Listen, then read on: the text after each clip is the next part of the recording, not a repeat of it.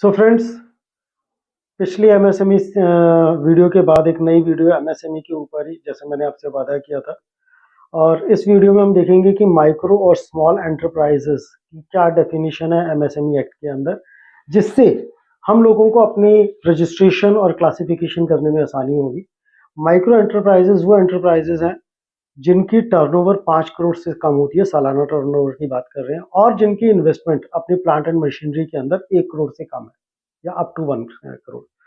Secondly is small enterprises वो enterprises है जिनकी टर्नओवर जो है वो 50 करोड़ से कम है और जिनकी प्लांट एंड मशीनरी के अंदर इन्वेस्टमेंट 10 करोड़ से कम है।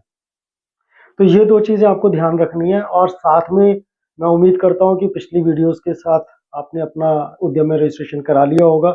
नहीं कराया तो प्लीज आप आज ही कराएं, क्योंकि एज पर दिस एक्ट अगर आज आपके उद्यम में रजिस्ट्रेशन के बाद और ये जानकारी आपके कस्टमर के पास जाने के बाद अगर आपका कस्टमर आपकी पेमेंट 45 डेज से ज़्यादा में करता है तो उसे आपको इंटरेस्ट देना पड़ेगा। यस, और 45 डेज भी तब जबकि आपका उसके साथ एग्रीमेंट हुआ है 45 डेज का। अगर आपका कोई एग्रीमेंट नहीं हुआ तो ही हैज टू पे your payment with in 15 days in the absence of any agreement. तो 3 कंडीशंस आर देयर। कोई भी एग्रीमेंट नहीं है तो 15 दिन। अगर कोई भी एग्रीमेंट है आपका पेमेंट टर्म्स का तो पेमेंट टर्म्स और 45 days which ever is less. और एक सवाल मेरे पास बार बार आ रहा है कि अगर आपका कस्टमर आपको टाइमली पेमेंट नहीं करता तो क्या होगा। तो सर, जो हमने लास्ट टाइम भी देखा था कि उसका एक्सपेंस डिसअलाउ होगा उस साल के अंदर, वो तो होगा ही होगा।